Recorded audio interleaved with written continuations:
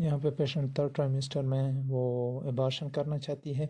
आल तो patient normal है, foetus में भी कोई एबनॉर्मेलिटी नहीं है। तो यहाँ पे आप क्या करेंगे, एक तो थर्ड ट्राइमेस्टर में एबॉर्शन कॉन्ट्राइंडिकेटेड है।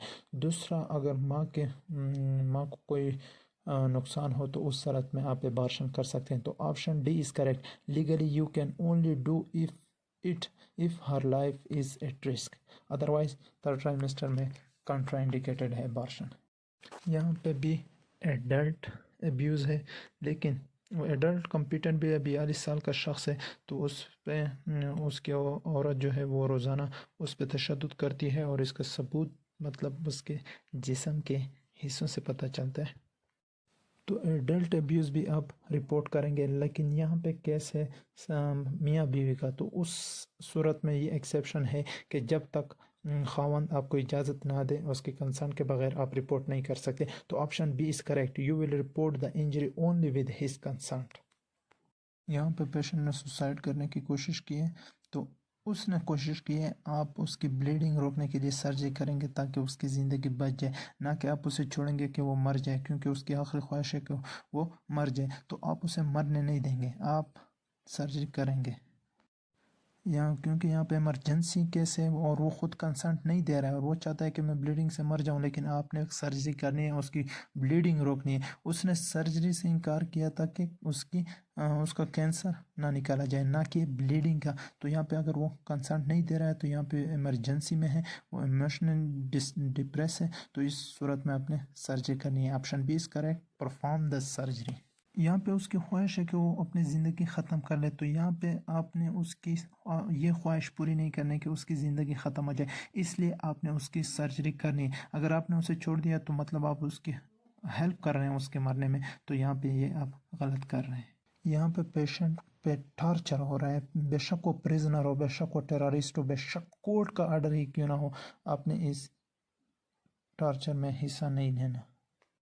फिजिशियन का काम है सिर्फ पेशेंट की केयर करना, तो सिर्फ उसकी केयर कर सकते हैं और उसकी सफ़र, ताकि वो सफ़र ना हो, ना कि आप उसके टॉर्चर में उसकी हेल्प करें कि ये तो दहशत गर्द है या वो है, या कोई भी बेशक कोर्ट का आर्डर ही क्यों ना हो, आप उसे उसमें हिस्सा नहीं लेंगे। Option E is correct, you can not participate in the purposeful torture of A prisoner. यहाँ पे कैदी पे जुल्म हुआ है और उसको आपके पास ट्रीटमेंट के लिए लेके आए, आपने जले हुए निशान देखे, मतलब वो सिगरेट के निशान थे, तो आपका फ़र्ज़ बनता है कि आप उसके ट्रीटमेंट के साथ साथ उसको रिपोर्ट भी करें ताकि आइंदा आगे उसको उस पर कोई टॉर्चर ना हो। तो रिपोर्ट करना लाजमी है। आपका काम है पेशेंट की केयर करना, तो पेशेंट की केयर में रिपोर्ट भी आता है, जैसे चाइल्ड अब्यूज़ आप रिपोर्ट करते हैं, यहाँ पे प्रिजनर को भी आपने रिपोर्ट करना है कि इसके साथ टॉर्चर हो रहा है। Option A is correct, report the injuries as sign of possible torture. बेशक वो गलत वजह टॉर्चर ना हो, आप पे कोई केस नहीं होगा, क्योंकि आप पेशेंट की भलाई के लिए ये कर रहे हैं।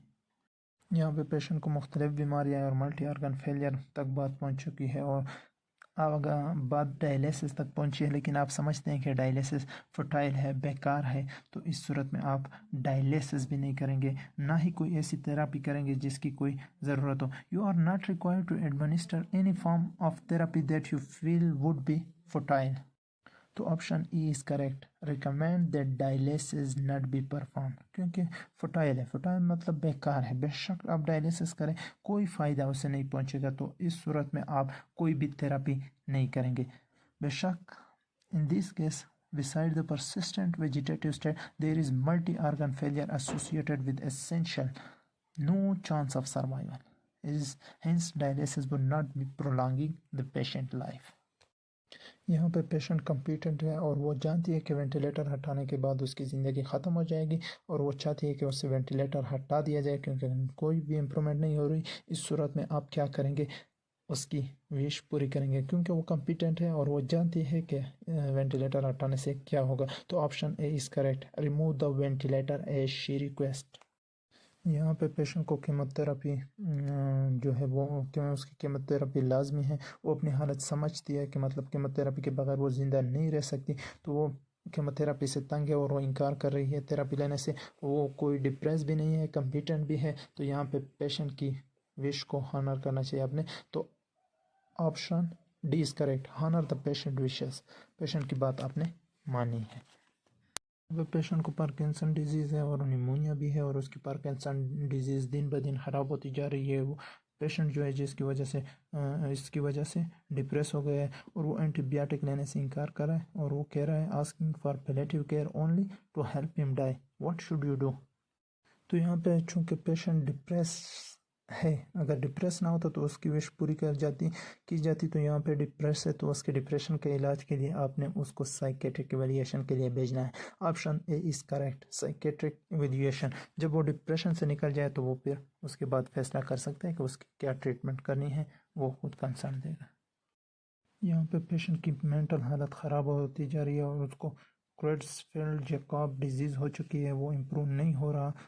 तो कुछ महीने पहले उसने आपको बताया था कि मुझे कोई भी आर्टिफिशियल न्यूट्रिशन और हाइड्रेशन नहीं चाहिए, तो उसने अपनी हेल्थ केयर प्रॉक्सी भी डिसाइड की हुई है, तो उसकी हालत मज़ीद ख़राब होती जा रही है और हेल्थ केयर प्रॉक्सी आपको कह रहा है कि एनजी ट्यूब और जे ट्यूब नहीं डालनी बल्कि जिजोनोस्टमी की तरफ आपको इंसिस्ट कर रहा है। तो इस सूरत में आप क्या करेंगे? चूँकि पेशेंट उस टाइम कॉम्पिटेंट था, कुछ महीने पहले उसने आपको बताया था कि मुझे आर्टिफिशियल न्यूट्रिशन और हाइड्रेशन की ज़रूरत नहीं है, तो यहाँ पे प्रॉक्सी की कोई ज़रूरत नहीं है। आपको पेशेंट की विश का पता है, तो किसी भी आर्टिफिशियल न्यूट्रिशन की ज़रूरत नहीं है। Option D, do not place any form of tube for artificial nutrition और हाइड्रेशन।